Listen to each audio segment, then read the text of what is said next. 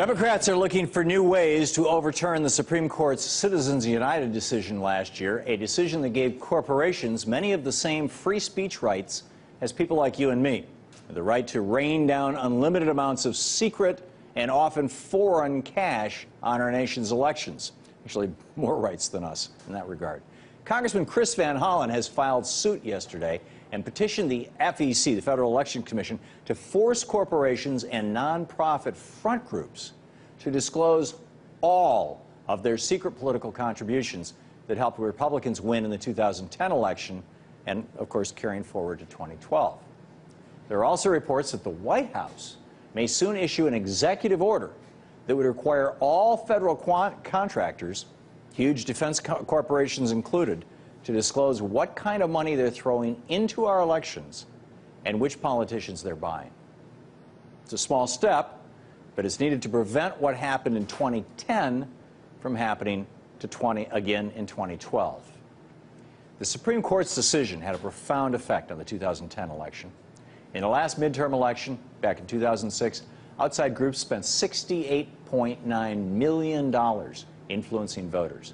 But in 2010, that number more than quadrupled as outside corporations and front groups dumped nearly $300 million into our elections. Most of that money from secret donors. Could have been from the Koch brothers, could have been from Saudi princes. We don't know. As long as they use the corporate front, the Supreme Court says it's perfectly okay to even let transnational corporations open their political war chests and take down our democracy. You see, our democracy is not about voters anymore. It's about who has the most money. But it wasn't always this way. No corporation doing business in this state. This was an old Wisconsin law that they used to have. No corporation doing business in this state shall pay or contribute directly or indirectly any money, property, free service, or thing of value to any political party, organization, committee, or individual for any political purpose whatsoever, or for the purpose of influencing legislation of any kind, or to promote or defeat the candidacy of any person for nomination, appointment, or election to any political office. This was the law in most of the states, in virtually all of the states of the United States, literally from the founding of the Republic until the 1890s. And the punishment for violating this law? Prison. That's right. If people working for corporations, the people today we call lobbyists and CEOs and PR and ad firms, that produce political ads and campaigns were doing today, or doing back in 1870s, what they're doing today, they'd have been sent to prison for 2 years. And their corporation would get the death sentence. It would be dissolved.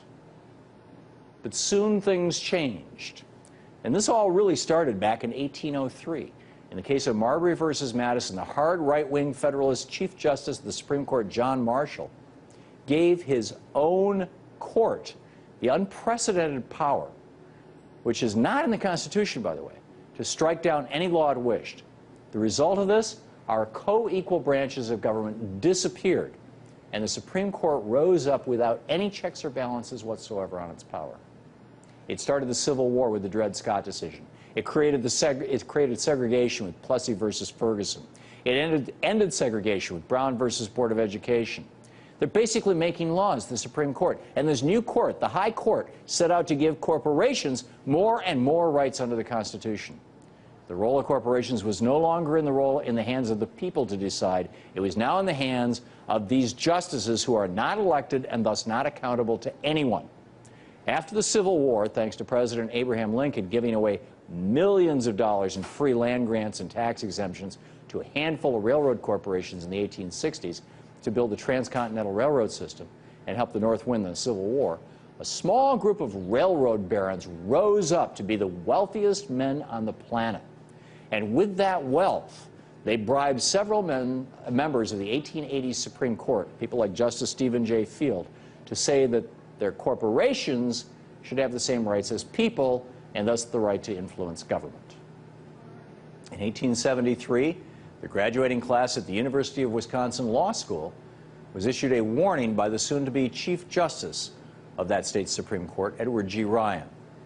Ryan saw something on the horizon of American politics and wanted to tell the group, these law students, of future lawyers, what it was that he saw. He said, "There is looming up a new dark power. The enterprises of the country are aggregating vast corporate combinations of unexampled capital, boldly marching, not for economical conquests only, but for political power. The question will arise in your day, which shall rule, wealth or man? Which shall lead, money or intellect? Who shall fill public stations, educated and patriotic freemen, or the feudal serfs of corporate capital?" 13 years after Ryan's warning, corporations led by the railroad barons would claim a huge victory in the 1886 Supreme Court case of Southern Pacific Railroad versus Santa Clara County, when the court reporter, John Waite, said that they had the same rights as persons.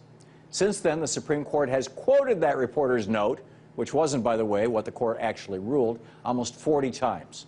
And from that point on, with a brief reprieve in the early 1900s when Teddy Roosevelt passed the Tillman Act, again preventing corporations from messing around in government, from that point forward to now, the rich and powerful were on the march to power in America, culminating in the 2010 Citizens United case that finally hammered the last nail in the coffin of our democracy, handing over our system of government to corporate millionaires and billionaires, a decision that Democrats today are trying to overturn. Now, more than ever, we must listen to Wisconsin Chief Justice Edward Ryan's warning. Soon, we will have to settle once and for all the pressing question in America: who shall rule, wealth or man? Today, wealth rules, but it doesn't have to be that way tomorrow. Amend the Constitution to say that corporations aren't people. And that's the big picture. For more information on the stories we covered tonight, check out ThomHartmann.com and RT.com. And don't forget, democracy begins when you get up, and when you show up, when you get active. Tag, you're it. We'll see you next week.